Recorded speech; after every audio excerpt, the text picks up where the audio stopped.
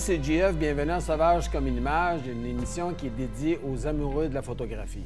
Cette semaine, nous avons la joie de recevoir Éric Constantino, un photographe de Laval, qui vient nous parler de son amour des caméras. Ça va être un peu spécial, vous allez voir. Salut Éric. Bonjour Jean-François. Ça va bien? Très bien. Good. Écoute Éric, pour le bénéfice de nos spectateurs, j'aimerais ça que tu me donnes un peu ton parcours, de où ça a parti, parce que quand j'ai regardé tes photos, tu fais de tout. La plupart des gens se spécialisent, toi au contraire, le monde au complet, puis on a du plaisir. Ça a commencé quand, cette Ça a histoire-là? commencé, j'avais 12 ans, je faisais de l'astrophoto dans le club. Ah, t'as commencé facile, toi. Oui, OK. c'est ça.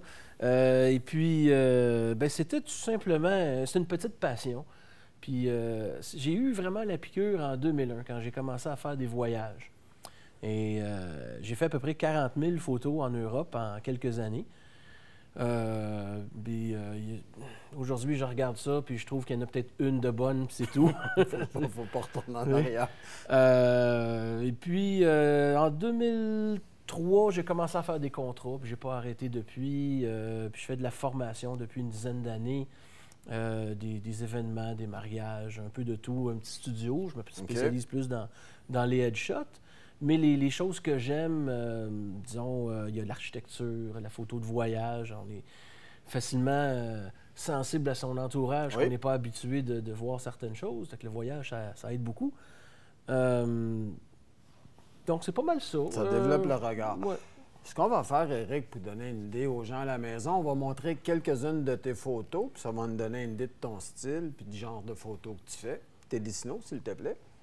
Donc ça, c'est tout simplement une image là, lors d'un événement que l'on connaît tous, la Formule 1, à l'épingle. C'est du travail normal, là, c'est-à-dire que... Dans ce temps-là, tu prends des photos pour toi, tu les vends par la suite, ou tu as déjà un contrat avant d'aller au Grand Prix de Montréal? C'est par la suite. OK. Par la suite. Mais c'est pas facile. Parce que là, j'allais dire tes accréditations, parce que moi, j'en ai fait, c'est très difficile d'avoir des accréditations. Dans l'épingle, on est un méchant paquet à vouloir s'installer là parce que les voitures ralentissent, puis on fait des C'est plus le belles spot. shots. Fait que c'est très difficile d'accès. Fait qu'un gars qui est comme indépendant, il se prend comment pour aller chercher ça? Disons que j'avais un avantage. J'étais à l'emploi d'une compagnie qui avait accès à cet endroit-là, tout simplement. Donc, ça a Fait que été tu avais très déjà un facile. pied Ouais. à l'intérieur de business. Ouais. J'aime bien les voitures, donc ça a cet avantage-là, peut-être. Ça aide. On va y aller pour une autre. Ça, c'est un spectacle des Cowboys fringants qui ont fait à Laval. J'ai couvert pas mal d'événements à Laval, justement, pour le 50e anniversaire, il y a quelques années. OK. Puis, c'est intéressant, ça. Eux autres, au lieu de se prendre un cachet, ils ont dit vous allez planter 10 000 arbres à la place. T'es sérieux, toi? Ouais. Ils ont vraiment fait Oui, ça? exactement. Fait que Wow. c'était pour le 50e de Laval. Et puis, il y a une forêt là, de plus à Laval grâce à eux. Donc, quand ils disent qu'ils sont pour l'environnement... Ils niaisent pas, eux non, autres. Là. ouais. Ils font pas juste parler devant une caméra puis nous faire croire qu'ils font des choses. Ils le font vraiment. Ça, moi, j'ai un petit truc, là. Des fois, quand on a un stage qui est vraiment haut, évidemment, si on a accès à être très proche là, du stage, là, je vais mettre ma caméra sur un trépied, je vais le prendre. Ça peut être un monopied aussi, on le monte, là, puis on utilise À la télécommande distance, OK. à distance pour... puis là, oh mon Dieu, tu étais sur le stage. Non, non. Fait que c'est vraiment donner le feeling que tu es avec eux autres. C'est ce Exact. que tu veux Ouais. reproduire en faisant ça. Puis j'imagine aussi que ça change des perspectives des autres photographes qui sont toujours en contre-plongée puis qui ont la Exactement. plupart des photos qu'on voit. Fait que tu vas chercher... C'est facile de se différencier. Là. On voit que la caméra est à peu près au niveau des cuisses. Là. Le stage était quand même pas mal plus haut. là. L'avantage de l'autozoom. L'autozoom. L'autozoom, le zoom automatique, excuse-moi. Parce que toi, quand tu montes en haut, là, tu n'es pas en manuel certain. Ah, moi, je travaille en hyperfocal quand je suis en haut. Ah, OK, tu mets ça au maximum. Ça, fait que tu vas en chercher en jusqu'au- grand angle, je sais que ma OK. profondeur de champ est Puis correcte. pour tes lumières, tu n'as pas de problème quand tu Ah, fais je suis ça? en priorité ouverture, tout OK. simplement. Fait que tu n'as pas de mauvaise surprise que tout est ébloui puis tu ne vois pas Non. grand monde. OK? Parce que je vois que ton personnage principal, ton sujet principal plutôt, est très bien éclairé. On fait laisse que- la caméra travailler. Là. Puis elle fait bien ça? Oh oui. OK. On va y aller avec une autre. Oh! Ça, c'est un petit voyage en Islande. J'adore les voyages, vous allez vous en apercevoir. Justement parce que c'est intéressant de faire la photo à la maison, mais c'est difficile de se sensibiliser à ce qu'on voit tous les jours. Ouais. Donc ça, c'est une petite route perdue en Islande. Moi, ce que j'aime bien dans cette photo-là, quand je l'ai vue puis je l'ai sélectionnée pour l'émission, c'est vraiment le contraste entre le chaud et le froid. Tu as du jaune, le ocre en avant versus la neige des montagnes. Puis évidemment que quand on a un chemin, bien, notre regard part puis ça fait aventure. Ça fait vraiment un beau point une de belle fuite. photo. Oui, c'est une photo classique. C'est rien de nouveau, mais moi, je l'aime. Elle me fait penser... Moi, je te dirais que les classiques, c'est pas pour rien qu'on appelle ça des classiques. C'est Ouais. parce que ça dure, c'est très intéressant à faire. Puis quand c'est la nôtre, ben, c'est encore plus un classique. On va y aller avec une autre. Ça, c'est au parc du Yosemite, en Californie. J'ai été là, il y avait des feux de forêt alentour. On était chanceux. C'est ce qui crée l'atmosphère. Oui, c'est les feux de forêt qui fait qu'on a un peu la coloration, le manque de contraste sur la montagne au fond. Là. Il y a de la boucane un peu partout. Puis c'était vraiment spécial. Puis ça sentait aussi. Ça, malheureusement, ça ne se transmet pas par la photographie. Non. Mais, c'est peut-être mieux comme ça aussi. Ouais. Je vais te demander, Eric, quand tu prends ce genre de photos-là, est-ce que tu es du genre à dire, moi, je vais là 4 matins de suite, ou, comme la plupart des gens, c'est ce qui arrive aussi, la photo de vacances, c'est qu'ils bougent. Fait qu'ils ont comme une fenêtre d'1 heure. Ou toi, quand tu pars, tu dis, écoute, moi, cette photo-là, j'en veux une, je suis prêt à passer 3 jours là-bas, 4 jours là-bas, je vais avoir ma shot. J'ai des voyages. Il y a deux volets, si on veut. C'est que j'ai une planification. Je planifie des voyages des mois à l'avance. Et puis, il y a une certaine partie aussi de surprise. On a beau planifier des choses, mais il y a toujours des belles surprises en photo. Des fois, on part sur un nowhere, puis il y a toujours une belle surprise. Toujours. Il y a toujours quelque chose d'intéressant. Donc, c'est sûr qu'on va... il y a un certain nombre de photos qu'on va tout simplement... Ah, tiens, c'est beau, on va prendre la photo, on va se déplacer un petit peu, on va faire quelque chose avec ça. Mais il y a une autre partie que, comme par exemple, dans le même voyage, j'ai passé 4 jours sur le Golden Gate. À San Francisco. Je voulais approfondir ce sujet-là, parce que c'est un sujet qui me passionne. Fait que j'ai passé 4 jours juste à faire des photos du Golden Gate, ou à peu près. Donc ça, c'était une autre chose. Hein. Fait que là, tu vas avec d'autres lumières, avec d'autres ambiances, avec... J'avais préparé, justement, bon, il faut que je le prenne exactement à tel angle, il faut que je sois exactement à tel endroit. Puis il y a des photos, là, juste là, un demi-pouce. Ça change tout. Ça change tout, oui, vraiment, là. Quand tu me parles de ça, j'avais pensé à est-ce que tu utilises Google Earth? Je sais qu'il y a beaucoup de photographes maintenant qui utilisent ça pour justement avoir une idée générale. C'est sûr que c'est pas comme si tu étais sur place, mais au moins, tu sais à peu près où te placer, puis tu as un peu plus de repères. Il y a de Photographer Ephemeris aussi, qui est intéressant pour savoir à quel endroit que le soleil se lève. La lune, si tu fais des photos. Donc ça, oui, pour planifier, ça aide énormément. Fait que comme ça, quand tu arrives, tu perds moins de temps de déplacer, puis finalement... C'est sûr, si j'arrive, il y a des nuages, il pleut, ça, on ne peut rien. Oui, mais ça, on fait avec. Ça fait d'autres choses. Oui, c'est ça. On va sortir d'autres choses. On va y aller avec une autre. Donc ça, c'est... j'ai fait beaucoup de photos au Gigapan aussi. Donc ça, c'est une tête panoramique robotisée. Avec ça, on va faire des images de ultra haute résolution. Donc justement, j'ai fait le Golden Gate avec ça. Je l'ai amené à Hawaii, à une couple d'endroits. C'est une technique différente, là. Juste comme ça, je te dirais que... Puis on a chacun nos façons de faire. Moi, quand je travaille comme ça, je mets mon appareil sur l'autre sens. Pour avoir plus... Oui, mais pas le Gigapan. Le Gigapan... Non, moi, c'est pas avec cette machine-là. -là, c'est vraiment avec mon... Quand on fait du panoramique, effectivement, il faut le mettre de l'autre côté. OK. Parce qu'il faut cadrer le plus haut possible. C'est ça, pour avoir le plus d'informations possible. Puis après ça, on s'ajustera. OK. Puis on va utiliser des grands angles sur des têtes panoramiques standards. Oui. Tandis que ça, on va utiliser des téléobjectifs. Parce qu'on veut beaucoup de résolution. On veut avoir... Donc, au lieu, par exemple, de faire une rangée de 7 images, on va faire une grille de 40 images de large. OK, parce que lui, ce qu'il va faire vraiment, je pense que moi, j'en ai pas de ça. Ça fait que vraiment, ce qu'il va faire, c'est qu'il va commencer, il va descendre, gauche à droite, gauche à droite. Il peut faire des colonnes ou des lignes. C'est toi qui prédéfinis ça. Je veux ça, lui, il part, tu le laisses finir. Puis il peut travailler pendant 1 heure. On le laisse aller. Pendant ce temps-là, on a un autre trépied pour travailler avec une autre caméra. OK. Purement technique, là, ton fichier, ça veut dire... C'est gros, c'est plus gros que ça. On travaille ça comment, là? Parce que là, ça prend un ordinateur de la NASA. C'est pour ça que tu es aux États-Unis. Tu vas faire un petit crush à Houston après. Bien, c'est drôle que tu me dis ça parce que la technologie Gigapan a été développée par l'Université Carnegie Mellon. Et puis, c'est la même technologie qui est utilisée sur les rovers sur Mars. On n'est pas loin de ça, là. Le rover sur Mars, la caméra de haute qualité qui fait des images, elle fait juste 1 mégapixel. Fait que la force de l'affaire, c'est de stitcher les images de ensemble. mettre ça ensemble, Fait que de faire un montage. C'est ça. Mais non, à peu près n'importe quel ordinateur aujourd'hui arrive À gérer des fichiers gérer comme ça. C'est juste que, bon, c'est pas des PSD ou des JPEG, c'est plus large que 30 000 pixels. Ça fait plus là, dans des standards normaux. Il faut des... OK. Par exemple, en Photoshop, c'est des PSB. Donc, Oui. Photoshop Big Document, par exemple. OK. Fait que là, tu c'est vas des aller fichiers chercher. énormes, là, quand même. OK. Mais j'imagine que rendu à l'impression, par exemple, ça fait des fichiers de belles photos. Là. Oui, mais la chose intéressante, moi, je peux pas imprimer plus grand que 64 pouces de large. C'est pas moi qui imprime en passant. Là, Non, tu fais pas ça à la maison, non, 64 pouces de large.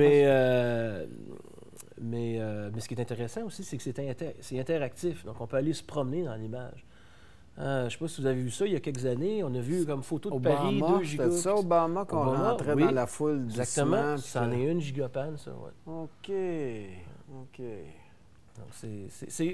c'est rare les contrats que j'ai eu à faire avec, mais j'en ai fait. Parce que la tête est payée, mais oui. OK, mais oui, parce que je te plutôt disais, rare. sans rentrer dans les prix, ça ne doit pas être donné non plus, c'est ça. C'est quand même accessible. C'est accessible. OK. On va y aller avec une autre. Ah, ça, c'est beau. Hein. Quand on a la lumière, on a l'image. Ouais. Ouais. C'est Sticky Solmur. Je ne sais pas si je prononce ça comme il faut. C'est une ville qui est au nord de l'Islande, tôt le matin, avec la belle lueur chaude comme ça. Ça, c'est une autre image que tu prévois vraiment, là. Mais ça, j'avais Parce prévu que aller là, à cet endroit-là. au lever du soleil, tu avais Mais déjà une ouais. bonne idée de ce que tu voulais. Ouais. J'ai été chanceux aussi, parce que ça Ça aurait pu tombé. être couvert toute la journée, Ouais. puis ça nous arrive. Écoute, il y a une question qui me vient à l'esprit, Éric. Tu trimbales ton équipement comment? Moi, une des choses que j'ai le plus de difficulté quand je voyage, c'est d'amener mon stock. Oh mon Dieu, je pourrais parler C'est tellement longtemps. pas le là-dessus. mettre sur moi. C'est les aéroports, dépendant des compagnies aériennes. Il n'y en a pas une que c'est la même chose. Des fois, c'est la dimension, des fois, c'est le poids. Puis, moi, à un moment donné, il faut vraiment que je me fasse une liste de qu'est-ce que je vais vraiment utiliser qui est vraiment nécessaire. Mais toi, quand tu pars avec ces choses-là, il y a 3-4 personnes qui voyagent avec toi. Non, du tout. Justement, c'est surprenant. Ça dépend comme... pour Hawaï, pour Californie, j'avais quand même pas mal de valises avec moi. L'Asie aussi, mais des fois, je voyage très léger. J'ai un sac de voyage, puis généralement, je passe pas par-dessus 10 kilos. Mais j'ai quand même 4 ou 5 caméras avec moi. Mais t'en mets pas dans tes bagages qui vont dans la soute. Non, aucunement. OK, c'est ça. Tout est avec Tout est toi, avec là. moi. Parce que moi, j'aurais le cœur trop sensible de mettre ça dans la soute à bagages. OK. Ça dépend. Là, j'ai plusieurs kits. Là. Si je pars en voyage léger, j'utilise pas le même kit que si je pars en voyage, mais que je veux faire, par exemple, du paysage avec beaucoup de définition, puis je vais imprimer ça très grand. Là, je peux pas prendre les mêmes caméras, j'en ai d'autres genres. Il faut que tu t'ajustes à ce que tu veux ramener. Ouais. Mais justement, pour les gens qui nous écoutent à la maison, qu'est-ce que tu leur conseillerais en voyage? Parce que moi, la plupart du temps, je leur dis toujours, essayez de vous faire une liste, d'avoir des zooms. Comme ça, tu vas couvrir de tel angle à tel angle avec...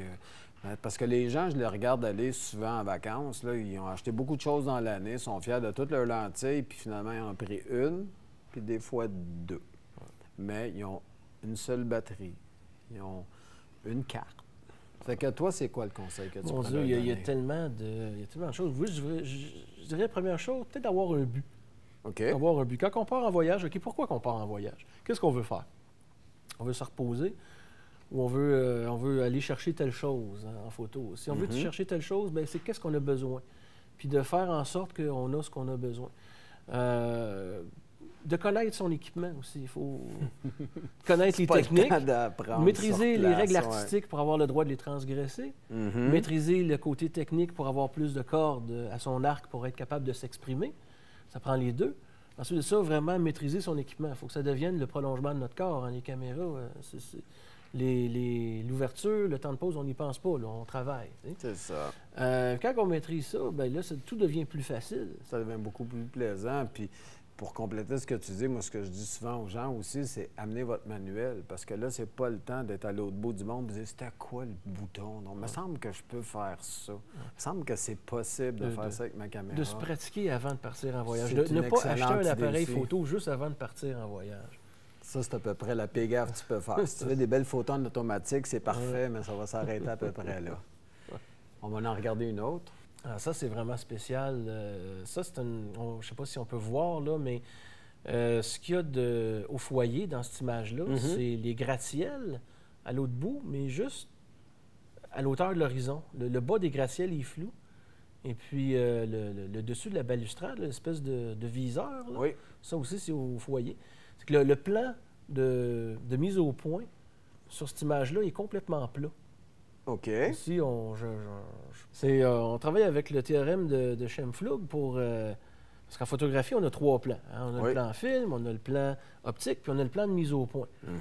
Puis le théorème de Scheimpflug, ça dit que les 3 plans sont toujours parallèles, sauf s'ils ne sont pas parallèles, ils se croisent sur la même droite. Ça veut dire que si je viens, par exemple, faire une bascule, comme ça ici, si je viens basculer mon objectif, comme avec un objectif tilt-shift, bien, si on vient tilter la lentille comme ça, qu'est-ce qu'on vient de faire? Bien, on vient de changer le plan optique ici. Évidemment. Donc, le théorème de Scheimpflug, il dit que les 3 plans vont se croiser sur la même droite ici. Donc, ça veut dire que mon plan de mise au point va se croiser sur cette droite-là aussi. D'accord. Fait qu'on peut venir bouger notre plan de mise au point comme on veut dans les 3 dimensions. C'est ce que je voulais obtenir dans cette image-là, c'est d'avoir l'œil de la personne sur le viseur et sur les gratte-ciels, mais rien d'autre. Sans tricher, finalement. Sans tricher, là, parce en qu'on faisant... peut faire la même affaire avec Photoshop, Exactement, on va faire une série de plans, puis on va te les ramener ensemble, puis on va finir par réaliser ça. Tous voulaient le faire dans un plan. Exact. Ce qui nous amène à... Je vais vous surprendre. Éric a décidé un jour que malgré le fait que sur le marché, il y a 3 ou 4 000 caméras, ça ne suffisait pas. Tu as décidé que tu étais pour faire tes propres caméras. Oui. Ce qui sort beaucoup de l'ordinaire, vous en conviendrez. Qu'est-ce qui a fait qu'un jour, tu as dit non? Moi, là, ce que j'ai de besoin, là, ça n'existe pas, puis je vais le faire. C'est tout simplement que je marchais sur la rue Sainte-Catherine à un moment donné, puis il y avait l'église Saint-James, juste en face du magasin d'électronique. Là. Puis je trouvais belle, je vais faire une photo de ça, mais en architecture, moi, je veux que l'image, elle soit droite. Hein? Je veux que la perspective soit corrigée. Hein? Parce que quand on penche notre caméra comme ça, bien, qu'est-ce qui arrive avec nos droites qui fait ça comme ça? Moi, je veux que ça reste droit. Et donc, à ce moment-là, j'aurais eu besoin de shifter, hein, de faire un décentrement de l'objectif vers le haut. Comme ça, bien, l'image elle reste droite, puis l'horizon il descend, puis on cadre tout. Puis j'ai commencé à magasiner des objectifs comme ça, mais il n'y avait rien d'assez grand angle pour faire pour aller chercher tes côtés aussi. Ouais. Okay. Je me suis dit, OK, ben ça n'existe pas, ben moi, je vais le faire. Fait que, pourquoi pas? Ben. Donc, ça a été le premier appareil photo que j'ai fabriqué. C'est un petit sténopé, c'est un pénol, tout simplement. Donc, disons que... Ça revient vraiment à ce qu'on faisait plus jeune, de percer un trou. Exactement. Le même principe, on a une profondeur de champ de fou, excepté que c'est ouvert un méchant bout de temps. Oui.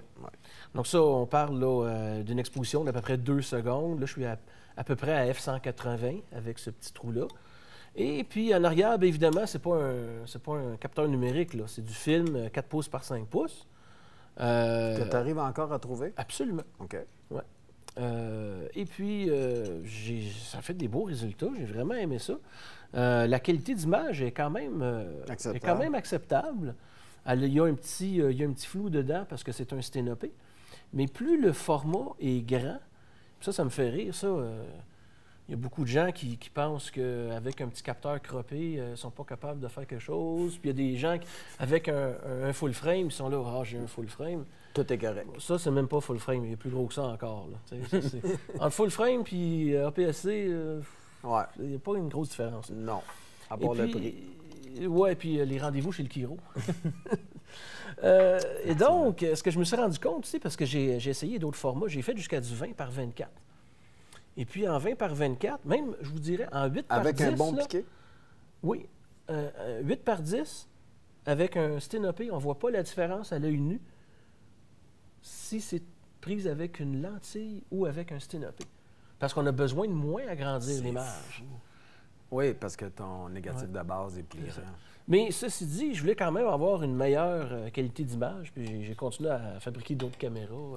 Bien, comme on peut voir, parce que là, entre ça et ça, on s'entend que c'est des générations plus tard. Ouais. Là, on n'est pas loin du produit fini. Là. On est moins dans le j'essaie. Bien, justement, celle-là, je me suis dit, je vais y aller avec un vrai objectif pour avoir vraiment une bonne qualité. Être capable de changer les objectifs aussi pour être capable de parce changer qu'ils sont de interchangeables perspective. aussi. Absolument. Ça, c'est... si j'ai machiné les standards avant et arrière ici pour que ce soit compatible avec les lensboards Arca Suisse. Donc, je peux mettre n'importe quel objectif Toi, grand des format. projets faciles, là, c'est ça. Là. C'est des projets annuels, disons. J'espère, parce que franchement, c'est phénoménal ce que tu arrives à faire. Parce que là, d'assembler tout ça ensemble, c'est beau d'avoir l'idée, mais faut, tu sais comment, il faut que ça fitte, hein, quelque part, il faut que ça fonctionne aussi. C'est quand même un travail d'usinage, là. Donc, c'est compatible à l'arrière ici avec des dos Hasselblad à film ou numérique. Les deux fonctionnent bien. Puis est-ce que tu peux mettre les anciens qu'on avait aussi avec Polaroid, si tu veux faire regarder, ça se ferait, j'imagine que c'est un peu le même genre de dos qu'ils faisaient à ce moment-là? J'en ai des dos Polaroid Hasselblad, je pense pas qu'ils fitent dessus. Il ne fitterait pas. Non, je pense pas qu'ils Mais c'est magnifique, ça, franchement. Puis j'imagine que quand tu débarques avec ça, tu es le centre d'attraction assez vite, là?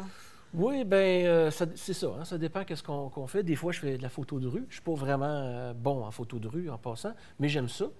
Et dans ce temps-là, j'ai des appareils photo qui n'ont aucune crédibilité, des vieux appareils Leica, tout en argent. Il y a des photojournalistes qui ont eu ça longtemps. Mais tu sais, les gens, quand ils regardent ça, il ne sait pas ce qu'il fait, ils te laissent faire les photos. C'est ça que je veux. Occupez-vous pas de moi. C'est ça. T'sais.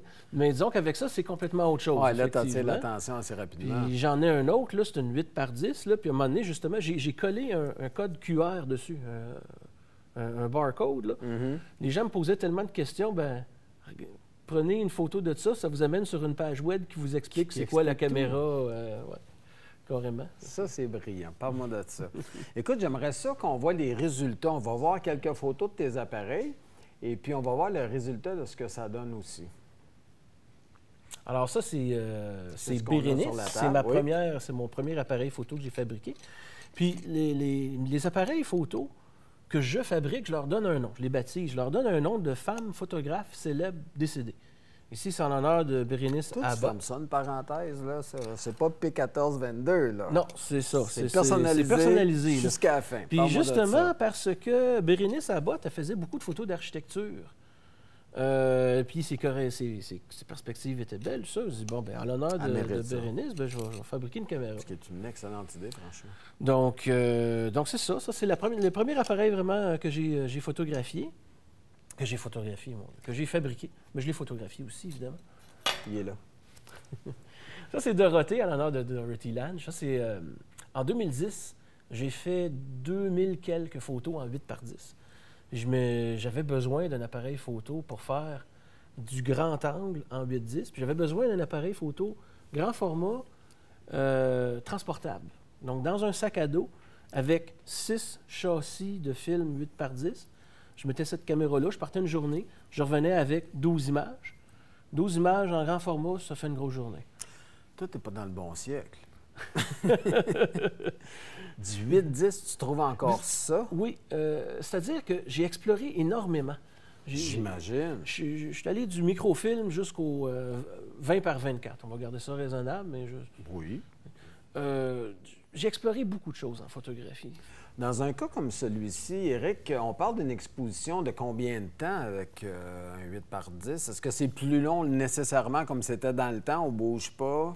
Non, pas nécessairement, parce que les films actuels en 8-10, on parle de ISO 50, ISO 100. Ils sont quand même assez rapides. Oui, fait qu'on est... J'ai même fait des photos à main levée avec cet appareil-là à 1/125e de seconde.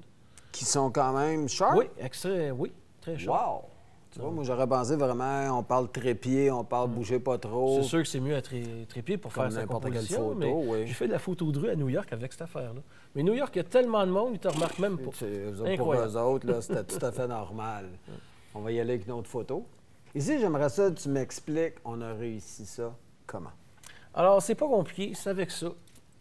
Puis avec du film Velvia. Le bon vieux Velvia, Fuji. Le bon vieux Velvia, Fuji.